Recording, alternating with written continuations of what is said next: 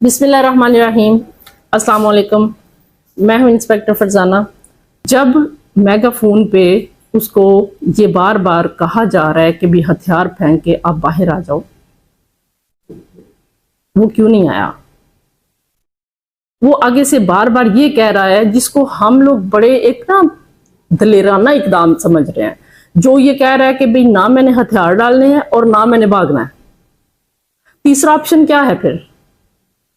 क्या पुलिस को ये चाहिए था कि वो अपने सारे जवान जो हैं वो बारी बारी उसके सामने लेके जाते, ताकि वो उनको गोलियां मारता, वो शहीद होते, उसके पास असला खत्म होता और वो फिर नहता होता, फिर उसको हम जिंदा पकड़ते?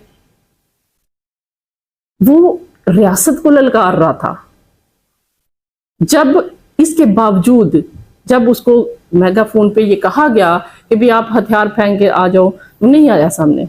उसके बाद उसके भाई को बुलाया गया, उसके भाई को उसके घर भेजा गया। वहां पे दरवाजे पे 1.5 घंटा भाई खड़ा होके उसके साथ बहस कर रहा है, उसके साथ झगड़ा कर रहा है, उसके तरले कर रहा है कि भी तुम एक दफा बाहर आ जाओ, हम पुलिस के सामने सरेंडर कर देते हैं। अब यहाँ पे मैं कुछ चीजें जो यहाँ पे रखना चाहती हूँ वो ये, आप ये देखें, उनकी मैंने भाभी का इंटरव्यू देखा, मैंने उनकी बीवी का भी देखा, उनकी जो माँ थी उनका भी इंटरव्यू देखा। आप ये देखें, उनकी भाभी ये कह रही हैं कि फैसल जो था वो मुजरम था और बाकी जो 3 लोग थे वो मासूम थे। एक जो है वो शायद चाय देने वाला था या दूसरा।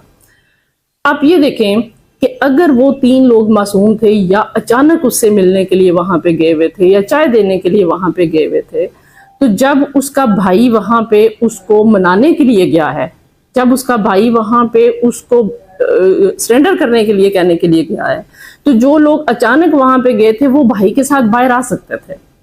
वो आके सिर्फ एसपी साहब को या पुलिस को सिर्फ ये कह देते कि भाई हम इसके साथ नहीं है, हम अचानक गए हैं और अब हम जो है वो साइड पे होना चाहते हैं, तो ज्यादा से ज्यादा क्या होता, एफआईआर उनके खिलाफ हो जाती, लेकिन उनकी जान बच जाती।